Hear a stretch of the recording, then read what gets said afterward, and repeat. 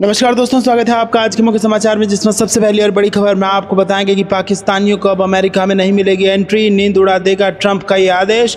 खबर में आगे जिक्र होगा कि पाकिस्तान को माफ़ी नहीं, ट्रेन हाईजैक, मुंबई हमले का बदला, क्या पीएम मोदी ने रूल्स ऑफ गेम चेंज किया, कौन कर रहा है, ऐसी बातें आपको बताएंगे। खबर में आगे जिक्र होगा कि बीजेपी के किंग मेकर ने खोज लिया बिहार जीतने का मंत्र, विपक्ष के लिए हार का कारण बनेगा ये मुद्दा। खबर में आगे आपको बताएंगे कि बिहार चुनाव पर बड़ी भविष्यवाणी, एनडीए के 200 से ज़्यादा सीट जीतने का दावा, टूटेगा 2010 का रिकॉर्ड। और इसी के साथ आगे जिक्र होगा कि मिशन 2027 पर मेन फोकस, यूपी बीजेपी की जिलाध्यक्ष लिस्ट इस दिन होगी घोषित, उम्र से लेकर जाति का विशेष ध्यान। दोस्तों, हर एक खबर की गहराई में आपको ले जाएंगे, लेकिन उससे पहले आपसे निवेदन की वीडियो कीजिए लाइक और चैनल को सब्सक्राइब करके बेल आइकन दबाकर कमेंट में लिखिए जय हिंद। रुक करते हैं सबसे पहली और बड़ी खबर की तरफ। पाकिस्तानियों को अब अमेरिका में नहीं मिलेगी एंट्री, नींद उड़ा देगा ट्रंप का ये आदेश। जी हाँ दोस्तों, अमेरिकी राष्ट्रपति डोनाल्ड ट्रंप अपने फैसलों से पूरी दुनिया को चौंका रहे हैं। टैरिफ विवाद के बाद अब ट्रंप एक और बड़ी योजना को अमली जामा पहनाने में लगे हैं। मीडिया रिपोर्ट्स के अनुसार ट्रंप दर्जन भर से ज़्यादा देशों की यात्रा पर बैन लगाने का विचार कर रहे हैं। ज्ञापन में 41 देशों की सूची सौंपी गई है जिन पर प्रतिबंध लगाने की संभावना जताई गई है।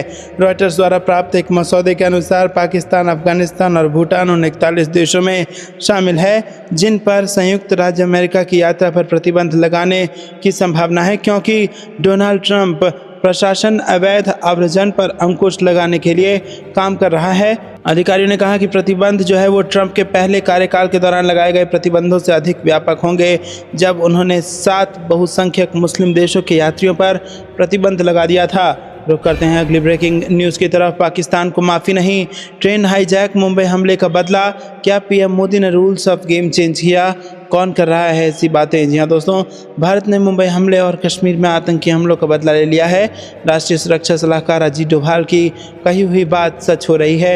ये सोशल मीडिया पर कुछ ऐसे बयान हैं जो वायरल हो रहे हैं, यहाँ तक कि पाकिस्तानी टीवी चैनल पर भी यही सब चल रहा है। पाकिस्तान में बलूचिस्तान लिबरेशन आर्मी ने पूरी ट्रेन ही हाईजैक कर ली है और सैकड़ों यात्रियों को बंधक बना लिया है। अब इन्हीं बलूच विद्रोहियों ने दावा किया है कि उसने 2014 बंधकों को मार डाला है, जिनमें पाकिस्तानी सेना के जवान और अफसर शामिल थे।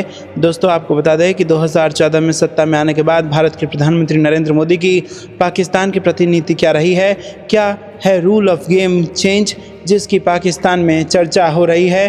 दोस्तों, पाकिस्तान ने भारत पर सीमा पर आतंकवाद फैलाने का इल्ज़ाम लगाया है। खासकर जाफर एक्सप्रेस ट्रेन पर हुए हमले के लिए भारत को जिम्मेदार ठहराया है। भारत ने इन आरोपों को सिरे से खारिज कर दिया है और पाकिस्तान के पूर्व राजनयिक और पत्रकार इस हमले को अलग अलग नज़रियों से देख रहे हैं। कुछ का मानना है कि भारत इसमें शामिल है, जबकि कुछ का कहना है कि पाकिस्तान को अपनी नीतियों पर ध्यान देना चाहिए। जबकि हालत यह है कि पाकिस्तान के बलूचिस्तान और खैबर पख्तूनख्वा में सुरक्षा बलों को निशाना बनाकर किए जाने वाले हमले लगातार बढ़ रहे हैं। चीन इन इलाकों में बुनियादी प्रोजेक्ट्स बना रहा है जो बलूचिस्तान, खैबर पख्तूनख्वा इलाके से गुजरने वाले चीन पाकिस्तान आर्थिक गलियारे का हिस्सा है और यही वजह है कि चीन के मजदूर बलूच अलगाववादियों के निशाने पर हैं। रुक करते हैं अगली ब्रेकिंग न्यूज़ की तरफ। बीजेपी के किंग मेकर ने खोज लिया बिहार जीतने का मंत्र, विपक्ष के लिए हार का कारण बनेगा ये मुद्दा। जी हाँ दोस्तों, बिहार में विधानसभा इलेक्शन की तारीखों का ऐलान भले ही कुछ महीने दूर हो, मगर चुनावी माहौल पहले से ही गर्माने लगा है। इलेक्शन के लिए अब तक की तैयारी और सियासी बयानबाजी इस बात का संकेत दे रही हैं कि 2025 का चुनाव हर पार्टी के लिए कड़ा हो सकता है। इस बीच भारतीय जनता पार्टी ने एक नया चुनावी मुद्दा उठाया है जो राज्य की सियासत में भूचाल ला सकता है। प्रदेश के मिथिला क्षेत्र में स्थित सीतामढ़ी, जिसे धार्मिक दृष्टि से अत्यधिक महत्व प्राप्त है, अब नए सियासी एजेंडे का केंद्र बन सकता है। केंद्रीय गृह मंत्री अमित शाह ने हाल ही में अहमदाबाद में आयोजित शाश्वत मिथिला योजना 2025 कार्यक्रम के दौरान एक बयान दिया, जिसमें उन्होंने कहा कि हम सब ने मिलकर राम मंदिर बनाया, अब बिहार की धरती सीतामढ़ी में भव्य सीता मंदिर बनाना है। दोस्तों, अमित शाह ने इस परियोजना को चुनावी मुद्दा बनाने का ऐलान करते हुए ये भी कहा कि ये पहले राम जी और माता सीता के आदर्शों पर आधारित होगी। उन्होंने मिथिला क्षेत्र के लोगों से इस कार्य में सहयोग की अपील की ताकि सीता मंदिर का जीर्णोद्धार एक वास्तविकता बन सके। रुक करते हैं ब्रेकिंग न्यूज़ की तरफ। बिहार चुनाव पर बड़ी भविष्यवाणी, एनडीए के 200 से ज़्यादा सीट जीतने का दावा, टूटेगा 2010 का रिकॉर्ड। जी हाँ दोस्तों, इस साल के आखिर में बिहार विधानसभा चुनाव होने और इसके लिए तैयारियां अभी से नजर आ रही हैं। आम बजट में बिहार के लिए खास घोषणाओं से लेकर पीएम मोदी के मॉरिशस दौरे पर भी बिहार चुनाव का असर दिखा। मॉरिशस में पीएम मोदी ने भाषण की शुरुआत भोजपुरी से की थी और वहां के प्रधानमंत्री को बिहार में बने मखाने भी भेंट किए थे। कुल मिलाकर बिहार चुनाव की गर्मी अभी से महसूस होने लगी है और इसी बीच एनडीए के नेता ने बिहार चुनाव के नतीजे का भी ऐलान कर दिया है। जनता दल यूनाइटेड के नेता संजय झा ने कहा कि इस बार एनडीए साल 2010 में आई सीटों का भी रिकॉर्ड तोड़ देगा। जेडीयू के कार्यकारी अध्यक्ष संजय झा ने एक इंटरव्यू में साफ साफ कहा कि साल 2010 के विधानसभा चुनाव में एनडीए को 206 सीटें हासिल हुई थी, लेकिन इस बार इससे भी ज़्यादा सीटें मिलेंगी। बता दें कि बिहार विधानसभा में 243 सीटें हैं और यहाँ बहुमत के लिए 122 सीटों की दरकार है। रुक करते हैं अगली ब्रेकिंग न्यूज़ की तरफ। मिशन 2027 पर मेन फोकस। यूपी बीजेपी की जिला अध्यक्ष लिस्ट इस दिन होगी घोषित। उम्र से लेकर जाति का है विशेष ध्यान। जी हाँ दोस्तों, उत्तर प्रदेश की सत्ताधारी पार्टी बीजेपी में इन दिनों संगठन चुनाव की प्रक्रिया चल रही है। इन चुनाव के जरिए जिला अध्यक्षों के साथ ही प्रदेश अध्यक्ष की नियुक्ति भी होनी है, लेकिन इस चुनाव को सकुशल संपन्न करना बीजेपी के लिए किसी चुनौती से कम नहीं है, क्योंकि जो बहुप्रतीक्षित लिस्ट काफ़ी समय पहले घोषित हो जानी चाहिए थी वो अभी तक वेटिंग में ही चल रही है। जानकारों की माने तो बीजेपी यहां पर 16 मार्च को जिला अध्यक्षों की घोषणा कर सकती है और पहले चरण में 80 के करीब जिला अध्यक्षों की घोषणा जिला स्तर पर हो सकती है। जिला अध्यक्षों की घोषणा होने के बाद जल्द ही यूपी को नया बीजेपी अध्यक्ष मिल सकता है। दरअसल मार्च का महीना त्यौहार और राजनीति के नज़रिए से बेहद अहम है। 14 मार्च को होली है और जुम्मे की नमाज अदा शांतिपूर्ण संपन्न होने के बाद अब सबकी नज़रें सत्ताधारी बीजेपी पर टिकी हुई है, क्योंकि इस महीने बीजेपी जिलाध्यक्षों के साथ ही नया प्रदेश अध्यक्ष नियुक्त कर सकती है। बीजेपी सूत्रों की माने तो 16 मार्च को बीजेपी यूपी के 80 से 50 जिलाध्यक्षों की घोषणा कर सकती है। हालांकि इस बार बीजेपी जिलाध्यक्षों के नाम घोषित करने में नया प्रयोग करने जा रही है। बीजेपी जिलाध्यक्षों की लिस्ट प्रदेश स्तर से नहीं जारी करेगी, बल्कि पार्टी के जिला चुनाव अधिकारी जिलों में जाकर जिला अध्यक्ष के नाम की घोषणा कर सकते हैं। रुक करते हैं अगली ब्रेकिंग न्यूज़ की तरफ। अगर एनकाउंटर की ज़रूरत हो तो करो। मुंगेर में बिहार पुलिस की गाड़ी पलटने पर डिप्टी सीएम विजय सिन्हा का बड़ा बयान। जी हाँ दोस्तों, आपको बता दें कि बिहार के मुंगेर स्थित मुफस्सिल थाने में तैनात एएसआई संतोष कुमार सिंह की हत्या के मामले में पुलिस का एक्शन तेज हो गया है। आरोपियों में से एक को पुलिस ने गिरफ्तार कर लिया है, वहीं अन्य की तलाश जारी है। गिरफ्तार आरोपी की पहचान गुड्डू यादव के रूप में हुई है। आपको बता दें कि गुड्डू यादव को जब पुलिस अरेस्ट करने ले जा रही थी तो इसी दौरान पुलिस की गाड़ी पलट गई। तब आरोपी गुड्डू ने भागने की कोशिश करते हुए पुलिसकर्मियों से हथियार छीनने की कोशिश की, जिसके बाद पुलिस ने आत्मरक्षा में फायरिंग की और आरोपी के पैर में गोली लगी। एनकाउंटर से पहले पुलिस गाड़ी एक आम के पेड़ से टकराई और इससे गाड़ी का फूटा टूट गया और गाड़ी के आगे का हिस्सा भी क्षतिग्रस्त हो गया।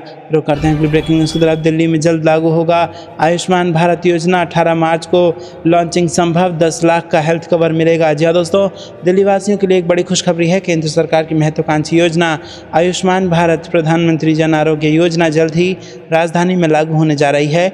18 मार्च को केंद्रीय स्वास्थ्य मंत्री जेपी नड्डा की मौजूदगी में दिल्ली सरकार और राष्ट्रीय स्वास्थ्य प्राधिकरण के बीच समझौता ज्ञापन पर हस्ताक्षर किए जाएंगे और इसके साथ ही दिल्ली इस योजना को अपनाने वाला 35वां राज्य और केंद्र शासित प्रदेश बन जाएगा। इस योजना के तहत आर्थिक रूप से कमजोर लोगों को 5 लाख रुपए तक का मुफ्त इलाज मिलेगा और इसके अलावा दिल्ली सरकार भी अतिरिक्त 5 लाख रुपए की सहायता प्रदान करेगी, जिससे कुल मिलाकर 10 लाख रुपए तक का हेल्थ कवर सुनिश्चित होगा। योजना के शुभारंभ के अवसर पर दिल्ली के 5 परिवारों को लाभार्थी कार्ड भी वितरित किए जाएंगे। रुक करते हैं अगली ब्रेकिंग न्यूज़ की तरफ। होली बाद राजनीति में आएंगे सीएम नीतीश के बेटे निशांत। पटना में जेडीयू ऑफिस के बाहर लगा पोस्टर। जी हाँ दोस्तों, बिहार विधानसभा चुनाव से पहले सीएम नीतीश कुमार के बेटे निशांत कुमार की राजनीति में एंट्री को लेकर चर्चाएं तेज हो गई हैं। पटना स्थित जेडीयू कार्यालय के बाहर कार्यकर्ताओं द्वारा पोस्टर लगाए गए हैं, जिसमें निशांत कुमार को राजनीति में शामिल होने की अपील की गई है। इन पोस्टरों के सामने आने के बाद सियासी गलियारों में हलचल मच गई है। पटना में जेडीयू कार्यालय के बाहर निशांत कुमार के समर्थन में बड़े बड़े पोस्टर लगाए गए हैं, जिनमें लिखा है कि बिहार की जनता करे पुकार, निशांत का राजनीति में हो स्वागत। इसके अलावा एक अन्य पोस्टर में होली और रमजान की शुभकामनाओं के साथ लिखा है कि नीतीश कुमार का ये अभियान राजनीति में आए निशांत कुमार। वही एक तीसरे पोस्टर में अपील की गई है कि जेडीयू के लोग करे पुकार और पार्टी में शामिल होए। निशांत कुमार। रुक करते हैं अगली ब्रेकिंग न्यूज़ की तरफ। अप्रैल में श्रीलंका के दौरे पर जाएंगे PM Narendra Modi, solar power plant का करेंगे उद्घाटन। जी हाँ दोस्तों, प्रधानमंत्री नरेंद्र मोदी अगले महीने की शुरुआत यानी अप्रैल में आधिकारिक यात्रा पर श्रीलंका जाएंगे और पीएम का ये दौरा दोनों देशों के रिश्तों को मजबूत बनाएगा, द्विपक्षीय सहयोग बढ़ाएगा और महत्वपूर्ण मुद्दों पर बातचीत करने के लिहाज से ये अहम माना जा रहा है। यात्रा के दौरान पीएम मोदी श्रीलंका सरकार के साथ द्विपक्षीय मुद्दों पर चर्चा करेंगे, जिसमें मछुआरों के विवाद, व्यापारिक संबंध, सुरक्षा सहयोग और क्षेत्रीय सहयोग जैसे मुद्दे शामिल हैं। आपको ये कैसा लगता है दोस्तों, कमेंट में जरूर बताइए। वीडियो को लाइक नहीं किया तो लाइक जरूर कीजिएगा। रुक करते हैं अगली ब्रेकिंग न्यूज़ की तरफ। वैश्विक आतंकवाद का केंद्र है पाकिस्तान, भारत का जोरदार पलटवार। जी हाँ दोस्तों, आपको बता दें कि भारत ने शुक्रवार को पाकिस्तान के विदेश मंत्रालय के उस दावे को सख्ती से खारिज कर दिया है जिसमें जाफर एक्सप्रेस ट्रेन के बलूचिस्तान में अपहरण में भारत की संभावित भूमिका का आरोप लगाया गया था। विदेश मंत्रालय के प्रवक्ता रणधीर जायसवाल ने कहा कि हम पाकिस्तान द्वारा लगाए गए निराधार आरोपों को खारिज करते हैं। पूरी दुनिया जानती है कि पाकिस्तान वैश्विक आतंकवाद का केंद्र है। पाकिस्तान को अपनी आंतरिक समस्याओं और असफलताओं का दोष दूसरों पर लगाने के बजाय अपने अंदर झांकना चाहिए। दोस्तों, आपको बता दें कि गुरुवार को पाकिस्तान के विदेश मंत्रालय के प्रवक्ता शफकत अली खान ने दावा किया था कि भारत अपने पड़ोसी देशों को अस्थिर करने की कोशिश कर रहा है और वैश्विक हथियारी अभियान चला रहा है। दोस्तों, रुक करते हैं अगली ब्रेकिंग न्यूज़ की तरफ। महाकुंभ और सनातन का दुष्प्रचार करने वालों पर सीएम योगी आदित्यनाथ का कड़ा प्रहार, बोले एक दिन पूरी दुनिया भगवा पहनेगी। जी हाँ दोस्तों, आपको बता दें कि उत्तर प्रदेश की राजधानी लखनऊ में आयोजित एक कार्यक्रम में मुख्यमंत्री योगी आदित्यनाथ ने एक बार फिर महाकुंभ और सनातन को दुष्प्रचार करने वाले विपक्षी नेताओं पर हमला बोला। योगी ने कहा, जो दुष्प्रचार में विश्वास करते हैं, याद रखिए उन्हें हमेशा विपक्ष में ही रहना है, उनमें नकारात्मक ही इसीलिए भरी है। ये लोग क्या बोलेंगे शुद्धता के बारे में, जो स्वयं नख से सिर तक अशुद्ध हो, नकारात्मक हो, वो शुद्धता की दुहाई दे रहे हैं। माँ गंगा तो पवित्र है और पवित्र रहेगी। रुक करते हैं अगली ब्रेकिंग न्यूज़ की तरफ। मखाना संघ भोजपुरिया अंदाज, पीएम मोदी ने मॉरिशस दौरे से साध लिया बिहार का चुनाव। जी हाँ दोस्तों, आपको बता दें कि बिहार विधानसभा जैसे जैसे निकट आ रहा है, राजनीतिक सरगर्मी तेज होती चली जा रही है। ऐसे में प्रधानमंत्री नरेंद्र मोदी की हालिया मॉरिशस यात्रा ने सबका ध्यान खींचा है। यह यात्रा महज एक राजनयिक भेंट नहीं थी, बल्कि बिहार के मतदाताओं, खासकर भोजपुरी भाषी समुदाय को लुभाने की एक सोची समझी रणनीति का हिस्सा प्रतीत नजर आती है। मॉरिशस को अक्सर मिनी बिहार कहा जाता है क्योंकि यहाँ बड़ी संख्या में लोग 1834 से पूर्वी राज्य से मजदूर के रूप में बसाए गए थे। पीएम मोदी ने इस ऐतिहासिक रिश्ते को और मजबूत करने के लिए कई प्रतीकात्मक पहल की। उन्होंने मॉरिशस के प्रधानमंत्री प्रविंद जगन्नाथ को बिहार का प्रसिद्ध उत्पाद मखाना भेंट किया, जो हाल ही में भारत में चर्चा का विषय बना हुआ है। बता दें कि पिछले महीने के केंद्रीय बजट में सरकार ने मखाना बोर्ड की स्थापना की घोषणा की थी और इसका उद्देश्य मल्लाह समुदाय के वोटों पर नज़र रखना माना जा रहा है, जिनकी बिहार की राजनीतिक परिदृश्य में महत्वपूर्ण भूमिका है। दोस्तों, रुक करते हैं अगली ब्रेकिंग न्यूज़ की तरफ। होली पर सीएम योगी बोले, सनातन धर्म की ताकत हमारी आस्था, विपक्ष को बताया राम विरोधी। जी हाँ दोस्तों, होली का त्यौहार धूमधाम से मनाया गया। मुख्यमंत्री योगी आदित्यनाथ ने होली के शुभ अवसर पर सभी प्रदेशवासियों को हार्दिक शुभकामनाएं दी। योगी ने कहा कि हमारी आस्था ही सनातन धर्म की ताकत है और इस परंपरा के जैसा कोई दूसरा धर्म नहीं है। सनातन धर्म सिर्फ एक आस्था नहीं बल्कि एक समृद्ध परंपरा है जो जीने का तरीका सिखाती है। उन्होंने विपक्ष पर करारा हमला बोला और उन्होंने कहा कि कुछ लोग सनातन धर्म को बदनाम करने की कोशिश कर रहे हैं, महाकुंभ के आयोजन पर सवाल उठा रहे हैं, लेकिन ये आयोजन हमारी एकता और आस्था का प्रतीक है। सत्ता में भागीदारी के लिए इन लोगों ने गौहत्या को बढ़ावा दिया। वो वही लोग हैं जो अयोध्या जैसे पवित्र स्थल पर भी सवाल उठाए। ये राम के विरोधी हैं और वो कहते हैं कि भारत कभी विकसित भारत नहीं बन सकता। उन्होंने इससे पोस्ट कर लोगों को शुभकामनाएं दी और कहा कि होली सिर्फ रंगों का नहीं बल्कि भाईचारे बढ़ाने और मतभेदों को खत्म करने का पर्व है। रुक करते हैं कि ब्रेकिंग न्यूज़ की तरफ। होली के बाद काम पर लौटना होगा आसान, बिहार से चलेंगी कई स्पेशल ट्रेनें। जी हाँ दोस्तों, यहाँ पर होली के बाद बिहार से दूसरे राज्यों में जाने वाले प्रवासी कामगारों के लिए रेलवे ने राहत दी है। पटना से हैदराबाद, दरभंगा से दौराई, सहरसा से अमृतसर समेत अन्य शहरों के लिए त्योहार स्पेशल ट्रेन ट्रेनें चलाई जा रही हैं। होली पर्व पर दिल्ली, मुंबई, हैदराबाद, कोलकाता समेत अन्य शहरों से बड़ी संख्या में लोग त्यौहार मनाने अपने घर आए हैं। बिहार की ट्रेनें और रेलवे स्टेशनों पर भारी भीड़ उमड़ रही है। शनिवार से उनकी वापसी शुरू हो जाएगी। ऐसे में रेलवे ने रेगुलर ट्रेनों के अतिरिक्त कुछ स्पेशल गाड़ियां भी चलाई हैं। दोस्तों, रुक करते हैं अगली ब्रेकिंग न्यूज़ की तरफ। पीयूष गोयल ने अमेरिकी व्यापार प्रतिनिधि के साथ की बैठक, कहा हमारा दृष्टिकोण इंडिया फर्स्ट। जी हाँ दोस्तों, वाणिज्य मंत्री पीयूष गोयल ने शुक्रवार को बताया कि उन्होंने अमेरिका के व्यापार प्रतिनिधि जेमिसन ग्रीर के साथ बैठक की और इस दौरान उन्होंने दोनों देशों के लाभकारी व्यापार समझौते पर चर्चा की। गोयल ने एक्स पर बैठक की एक तस्वीर को साझा किया और लिखा कि भारत पहले, विकसित भारत और हमारी व्यापक रणनीतिक साझेदारी का मार्गदर्शन होगा। पीयूष गोयल पिछले हफ्ते अमेरिका में थे और उनसे पहले प्रधानमंत्री नरेंद्र मोदी ने अमेरिका का दौरा किया था और अमेरिकी राष्ट्रपति डोनाल्ड ट्रंप से मुलाकात की थी।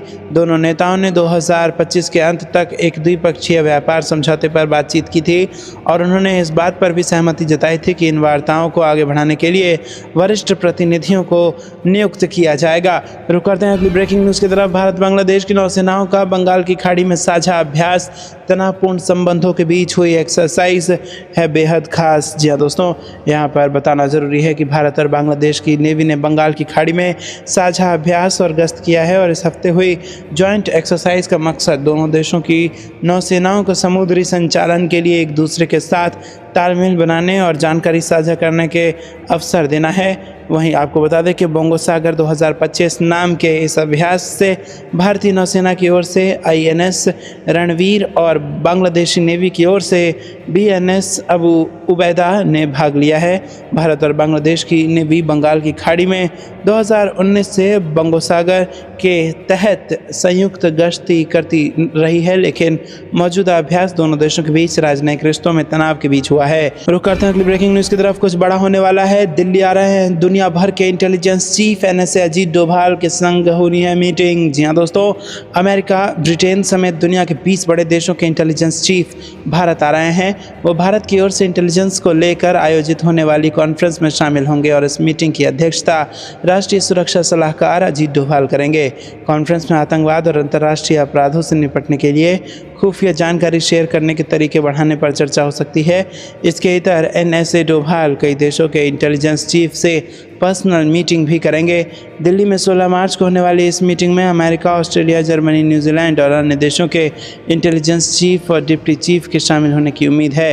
अमेरिकी राष्ट्रीय खुफिया निदेशक तुलसी गबार्ड, कनाडाई खुफिया प्रमुख डैनियल रॉजर्स और ब्रिटेन के MI6 प्रमुख रिचर्ड मूर भी इस मीटिंग में शामिल होंगे और ऐसे में कयास लगाए जा रहे हैं कि कहीं कुछ बड़ा होने वाला है, इसीलिए दुनिया के ताकतवर देशों के इंटेलिजेंस चीफ दिल्ली आ रहे हैं। रुक करते हैं अगली ब्रेकिंग न्यूज़ की तरफ। असम और मिजोरम के दौरे पर गृह मंत्री 8 राज्यों के CM के साथ करेंगे बैठक। जी हाँ दोस्तों, केंद्रीय गृह मंत्री अमित शाह पूर्वोत्तर के 3 दिवसीय दौरे पर शुक्रवार रात असम के जोरहाट पहुंचेंगे। उन्होंने बताया कि जोरहाट पहुंचने के तुरंत बाद शाह गोलाघाट जिले के देरगांव जाएंगे, जहां वो लचित बरफुकन पुलिस अकादमी में रात्रि विश्राम करेंगे। उन्होंने बताया कि शनिवार सुबह शाह मिजोरम रवाना होने से पहले अत्याधुनिक पुलिस अकादमी का उद्घाटन करेंगे। अधिकारियों ने बताया कि मिजोरम में शाह असम राइफल्स कार्यालय को आइजोल से जोखावसांग स्थानांतरित करने के अवसर पर आयोजित समारोह में शामिल होंगे, जो राज्य की राजधानी के लगभग 15 किलोमीटर दूर है। दोस्तों, रुक करते हैं अगली ब्रेकिंग न्यूज़ की तरफ। शेख हसीना की बांग्लादेश के प्रधानमंत्री के रूप में होगी वापसी।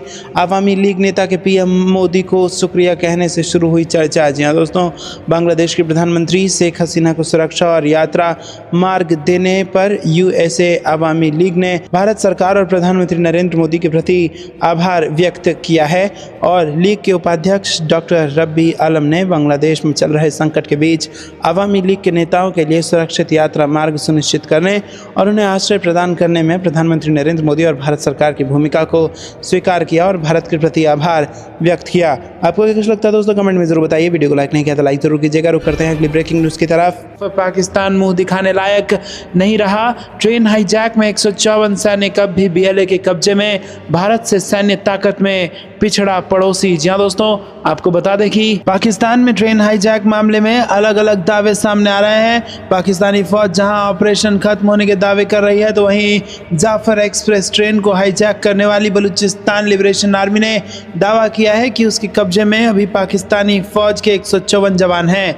पाकिस्तान की सियासत हमेशा से भारत विरोधी रही है। ऐसे में वो ट्रेन हाईजैक मामले में भी भारत पर आरोप लगा रहा है। हकीकत यह है कि पाकिस्तान के आतंक को बढ़ावा देने के नतीजे अब दुनिया के सामने आ रहे हैं। उसके घर में ही अब विद्रोह सिर उठाने लगा है। बलूचों पर अत्याचार ने उसकी पोल दुनिया के सामने खोलकर रख दी है। दोस्तों, रुक करते हैं अगली ब्रेकिंग न्यूज़ की तरफ। अब घुसपैठियों की खैर नहीं, मोदी सरकार बनाने जा रही है नया इमिग्रेशन कानून। जी हाँ दोस्तों, केंद्रीय गृह मंत्रालय ने मंगलवार को लोकसभा में आव्रजन एवं विदेशी विधेयक पेश किया और इस विधेयक का उद्देश्य भारत के मौजूदा आव्रजन कानून को आधुनिक और मजबूत बनाना है।